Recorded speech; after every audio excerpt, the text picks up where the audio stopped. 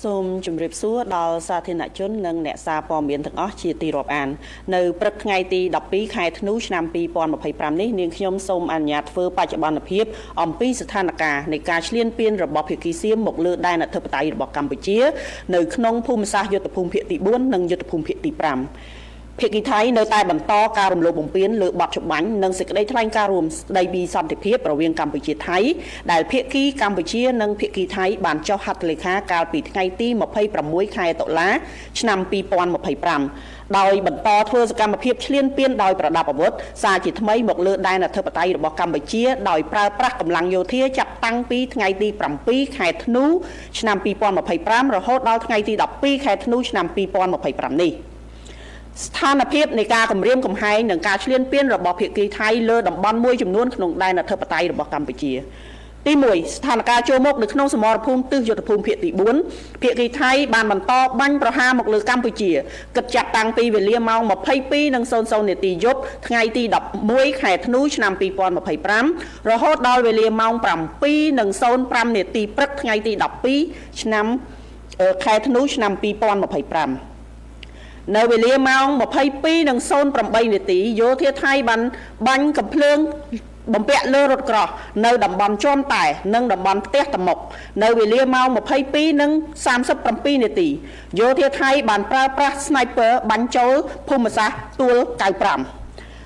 រហូតដល់ព្រឹកថ្ងៃទី12ខែធ្នូឆ្នាំ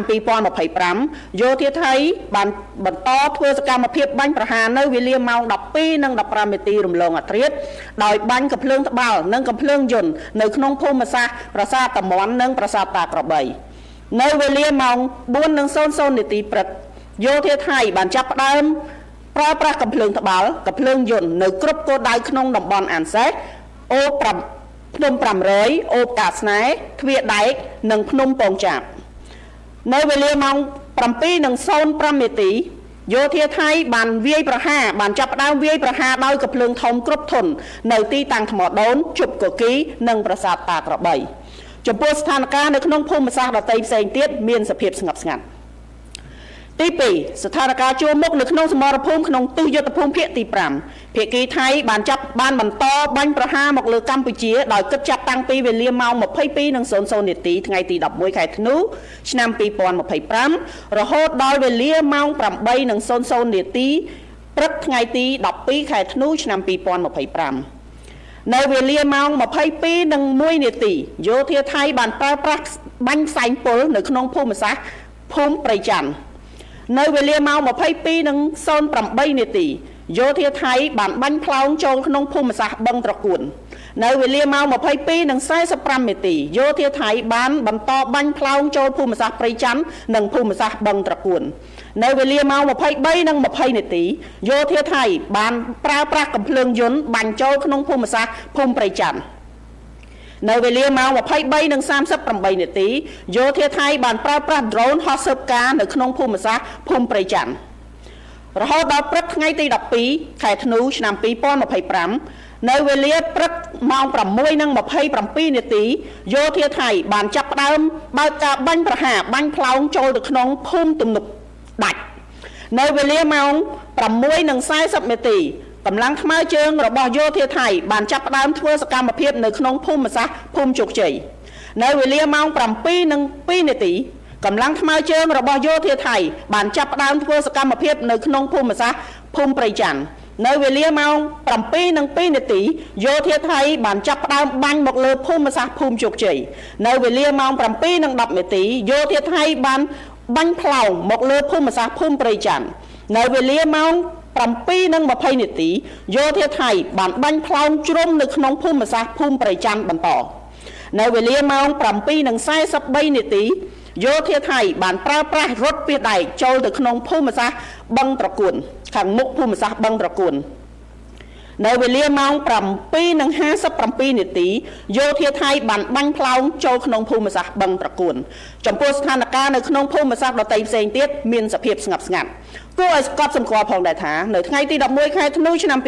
2025សកម្មភាពដ៏កម្រោលរបស់យោធាថៃនេះបានបើកការបាញ់ប្រហារដោយមិនរើសគោលដៅបាញ់ចូលក្នុងភូមិឋានរបស់ប្រជាពលរដ្ឋរស់នៅជាពិសេសបាញ់ចំសាលារៀនរបស់កុមារនិងមន្ទីរពេទ្យ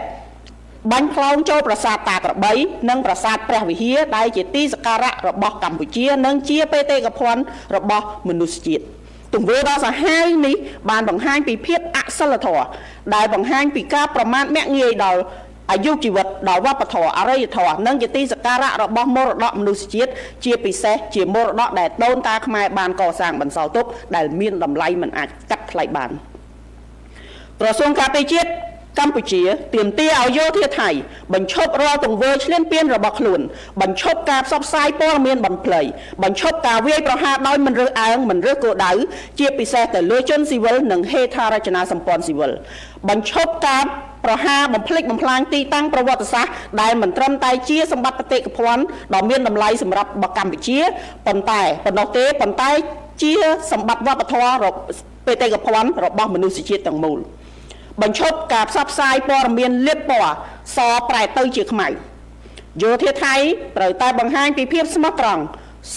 សុឆន្ទៈប្រសិនបើថៃពិតជាចង់បានសន្តិភាពពិតប្រាកដមែនព្រោះសន្តិភាពមិនអាចកើតឡើងតាមរយៈការនិយាយប៉ុណ្ណោះទេប៉ុន្តែតាមរយៈសកម្មភាពជាក់ស្ដែងហើយកងទ័ពថៃអាចចាប់ផ្ដើមជាមួយនឹងការបញ្ឈប់រាល់សកម្មភាពខុសច្បាប់ដោយដែលបានរៀបរាប់ខាងលើទន្ទឹមនេះកម្ពុជាសូមអំពាវនាវឲ្យភាគីថៃវិលត្រឡប់មកអនុវត្តនៅបទច្បាញ់និងសេចក្តីថ្លែងការណ៍រួមស្តីពីកិច្ចព្រមព្រៀងសន្តិភាពកម្ពុជាថៃ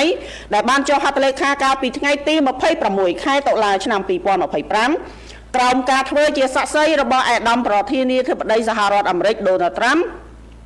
និងអាដាមនាយករដ្ឋមន្ត្រីម៉ាឡេស៊ីអាន់វ៉ាអ៊ីប្រាហ៊ីមជាប្រធានអាស៊ានបដូវវេនក្នុងន័យនេះកម្ពុជាសូមអំពាវនាវឲ្យសហគមន៍អន្តរជាតិកោតទោសយ៉ាងម៉ឺងម៉ាត់ចំពោះការរំលោភបំពានសេចក្តីថ្លែងការណ៍រួមស្តីពីកិច្ចព្រមព្រៀងសន្តិភាពរវាងកម្ពុជាថៃនិងសកម្មភាពឧក្រិដ្ឋកម្មសង្គ្រាមខុសច្បាប់របស់ថៃម្ដងហើយម្ដងទៀតដោយទាមទារឲ្យថៃទទួលខុសត្រូវទាំងស្រុងចំពោះការរំលោភបំពានដ៏កម្រោលនេះកម្ពុជាអំពាវនាវឲ្យថៃបញ្ឈប់រាល់អារិភាពជាបន្ទាន់ដោយដកកម្លាំងចេញពីដែនអធិបតេយ្យរបស់កម្ពុជានិងជៀសវាងសកម្មភាពឈ្លានពានដែលគំរាមកំហែងដល់សន្តិភាពនិងស្ថិរភាពក្នុងតំបន់កម្ពុជាបញ្ជាក់ជាថ្មីនៅការបដិញ្ញាចិត្តរបស់ខ្លួនក្នុងការគោរពការអនុវត្ត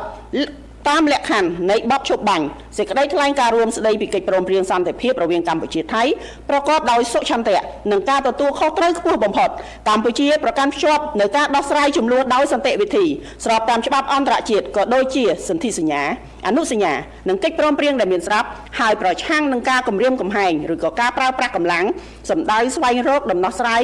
មួយដែលយុត្តិធម៌ត្រឹមត្រូវយូរអង្វែងនិងស្របតាមច្បាប់អន្តរជាតិសូមគូបញ្ជាក់ផងដែរថាវីរៈកងទ័ពកម្ពុជាបាននឹងបន្តឈរជើងយ៉ាងរឹងមាំស្វាហាប់មោះមុតនិងនៅតែតស៊ូប្រយុទ្ធយ៉ាងស្វិតស្វាញតតាំងជាមួយសត្រូវឈ្លានពាននិងប្រុងប្រយ័ត្នខ្ពស់ជានិច្ចក្នុងការបំពេញតួនាទីរបស់ខ្លួនដើម្បីការពារបូរណភាពទឹកដីរបស់កម្ពុជា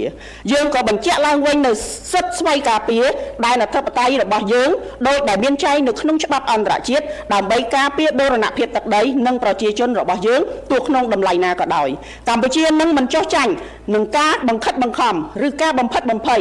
ទោះក្នុងទម្រង់ណាមួយឡើយសូមប្រជាពលរដ្ឋទាំងអស់បន្តជឿជាក់និងលើកទឹកចិត្តដល់វីរៈកងទ័ពដ៏អង់អាចក្លាហានរបស់យើងដែលកំពុងប្រយុទ្ធតស៊ូយ៉ាងខ្លាំងក្លានៅគ្រប់សមរភូមិទាំងអស់រាជរដ្ឋាភិបាលកងទ័ពនិងប្រជាជនកម្ពុជារួបរวมគ្នាជាធ្លុងមួយក្នុងការការពារទឹកដីសេចក្តីថ្លៃថ្នូរនិងអធិបតេយ្យភាពរបស់យើងដោយអង់អាចក្លាហាននិងដោយមិនងាករេជាដាច់ខាតទោះបីក្នុងតម្លៃណាក៏ដោយ